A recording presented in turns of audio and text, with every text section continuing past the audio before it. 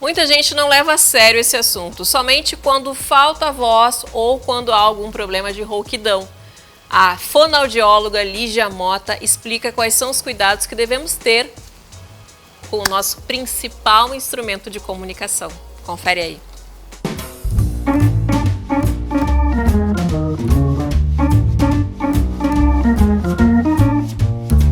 Abril é o mês de se falar da importância do cuidado com a voz.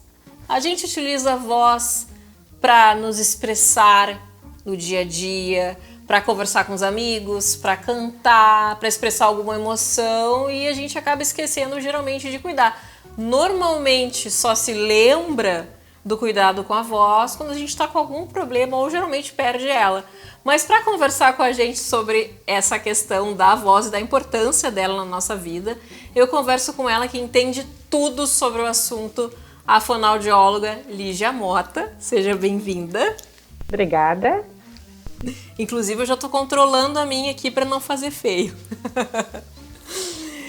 Lígia, brincadeiras à parte, é isso que acontece mesmo, né? No dia a dia a gente esquece da importância da nossa voz, de como ela facilita a comunicação e de quanto muitas vezes a gente é até julgado pelo tipo de entonação, pelo tipo de timbre vocal que a gente tem. Queria que tu falasse um pouco sobre isso, porque a gente só lembra geralmente da voz quando a gente está com algum problema, né?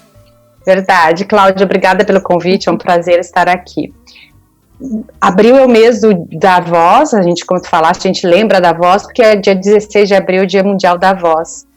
A voz é uma das características marcantes da nossa identidade, da nossa personalidade.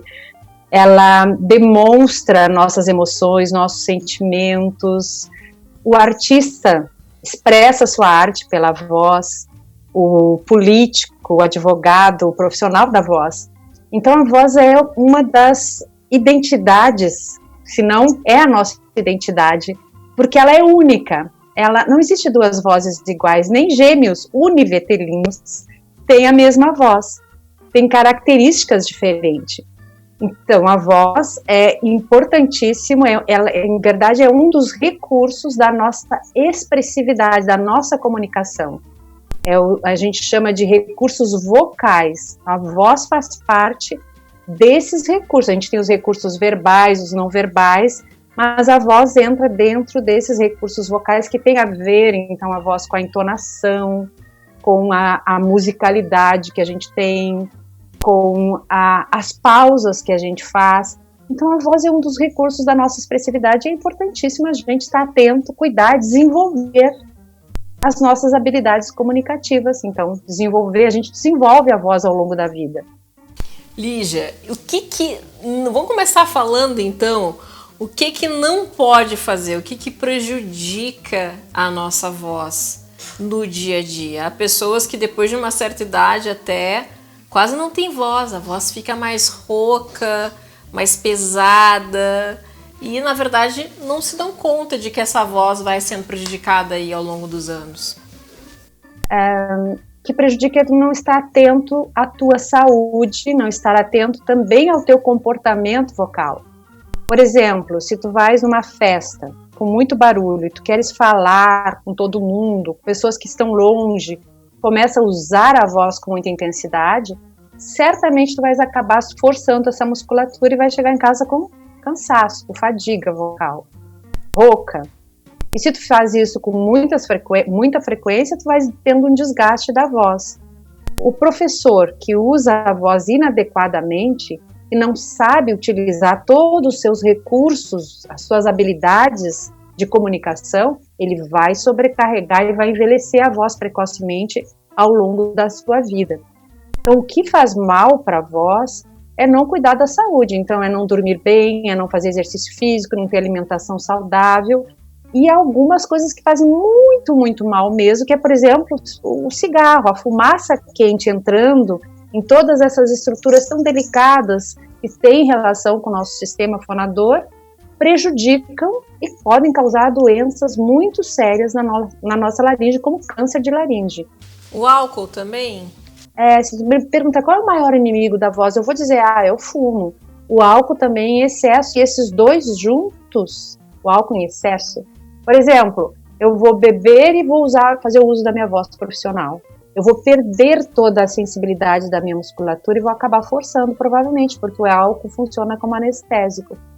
Então, a fumaça quente, o álcool em excesso, principalmente antes do uso da voz. O que faz bem para nossa voz, Lígia? Há muitas receitas na internet. Hoje a gente sabe que todo mundo pesquisa tudo na internet, né? Se fala muito na maçã, que as professoras ganhavam maçã dos alunos porque a maçã lubrifica ali a laringe. É verdade isso? É um mito isso? Maçã faz bem ou é a água mesmo? Olha, a maçã a gente chama que ela é adstringente. Então, se eu começo a formar saliva aqui na minha boca, então a maçã ajuda a enxugar essa saliva. Então, ela vai diminuir esse excesso de secreção. E a secreção, muitas vezes, ela pesa um pouquinho lá na vibração das pregas vocais, embora o aumento nunca passa lá entre as pregas vocais. E ela ajuda também na articulação, e a gente sabe que uma articulação, porque eu vou mastigar, né? Eu tenho que fazer um movimento, eu vou deglutir.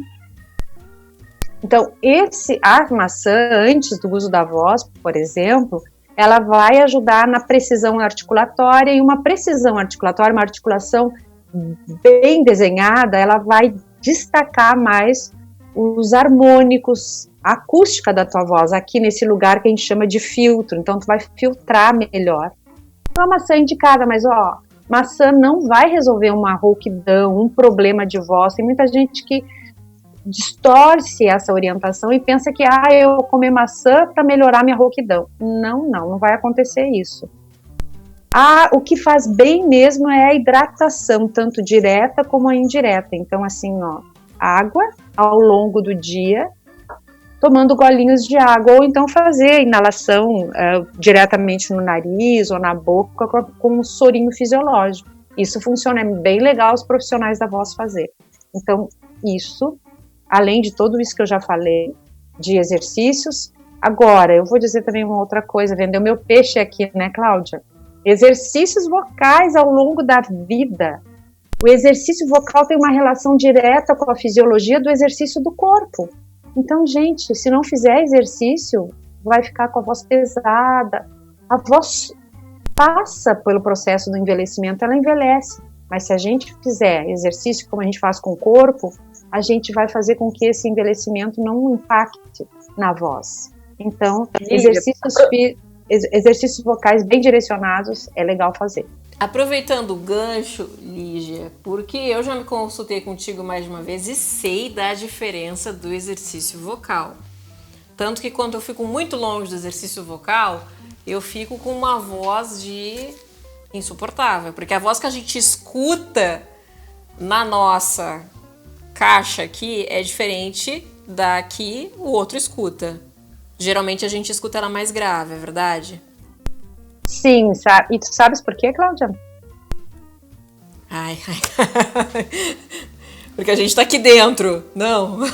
Olha que lindo! Tu tá dentro de uma caixa acústica. Isso. Não é? Que é a ossatura do rosto. Então tu ouve a voz pela vibração que acontece em toda a tua cabeça, mas tu ouve também por via aérea, que daí o som entra direto. Então, nós escutamos a nossa voz, só a nossa, por via aérea e por via óssea. Então, eu escuto diferente do que aquela voz que eu ouvi ali no meu WhatsApp. Aquela é a minha verdadeira voz. Mas, tem uma boa notícia.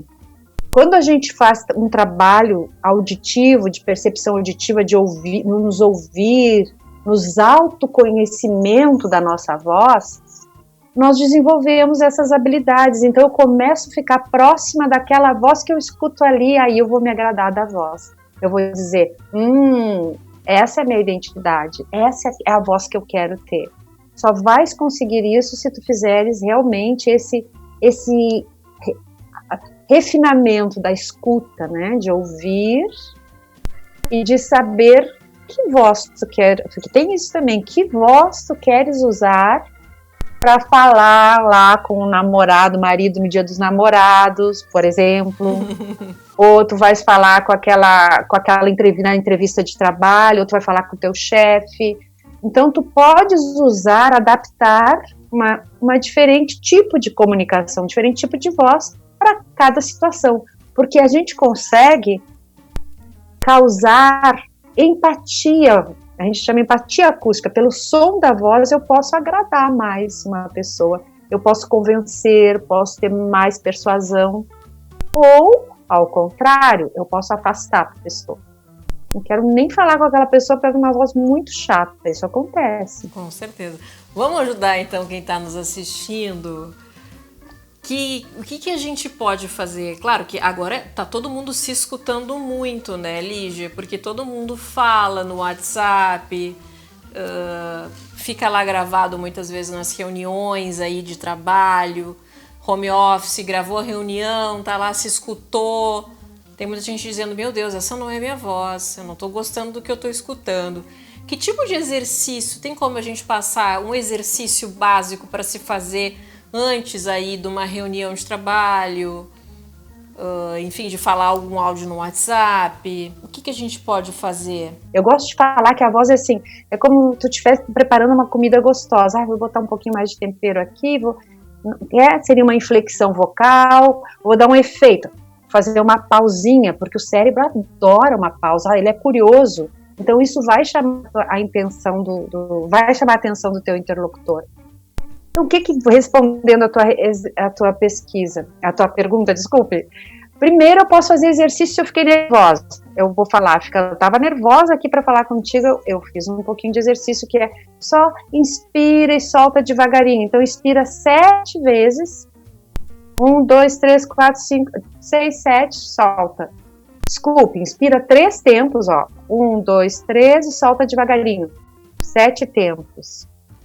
Isso 3 vezes já dá uma descanso, já dá uma leveza. Aí tem um exercício, Cláudia, que eu acho muito bom e todo mundo que faz me diz que funciona muito. A gente chama que é exercício de trato vocal semiocluído. O que é isso? Trato vocal é tudo que vem, ó, daqui da garganta, da laringe, até chegar aqui nos lábios. Então é um exercício que vai preencher de ar, de som e de vibração todo esse espaço. Eu digo que é o exercício do navio. Eu pego o ar pela boca levezinho, ó, e solto fazendo assim.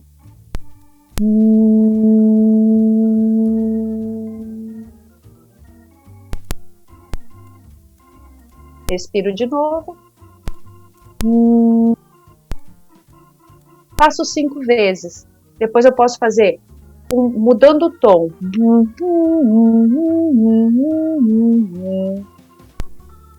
Ou posso fazer.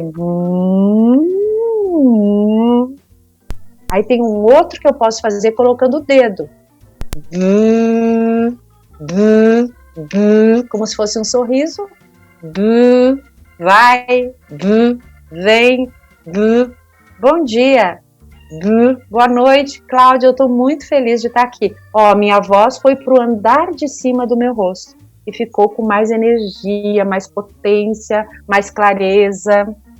Então, esses são exercícios simples que você pode fazer rapidamente, não é? Adorei. Vou fazer. São detalhes que fazem toda a diferença. E tem aqueles tradicionais, né? Que é vibrar os lábios, aquele da língua. Só que às vezes a gente dá esse e a pessoa não consegue vibrar, ou faz e aí acaba machucando. Então eu gosto desses de trato vocal semiocluído, que a gente chama. Esse aqui também é mas eles são mais, encaixa logo a voz, sabe, Cláudia? Porque a gente precisa sempre pensar assim, ó, para ter som, eu preciso ter ar. E para ter ar, eu preciso ter volume, pressão e fluxo de ar. E às vezes as pessoas falam fraquinho assim, porque o ar não vem, não ocupa o espaço. Então, trabalhar a respiração é muito importante. Para finalizar, 5 minutinhos antes de qualquer atividade que eu precise estar falando, ou aula, ou reunião, eu faço o exercício? Ou eu posso fazer quando eu acordo, por exemplo? O ideal é fazer um pouco antes? Se tu tiveres o hábito de fazer ao longo do dia um pouquinho, 5 minutinhos, isso vai cada vez somando mais e tu vai desenvolvendo, ganhando harmônicos, ganhando mais sons. Mas com certeza, Cláudia, fazer antes, aquecer 5, 10 minutinhos é fundamental, é essencial. Olha, eu trabalhei o dia todo, Cláudia, eu saí do meu consultório, era 7h30, aí resolvi vir para casa para dar entrevista aqui para ti. Eu estava me preparando antes de falar contigo, então 5 minutinhos eu reposicionei minha voz e me preparei. Então é importante fazer um aquecimento vocal, com certeza. Adorei. Lígia, um prazer te receber aqui no Sinta-se Bem, e eu tenho certeza que o nosso bate-papo vai ser de muita utilidade para quem está nos assistindo. Ai, que ótimo. Muito obrigada pela oportunidade. Eu que agradeço.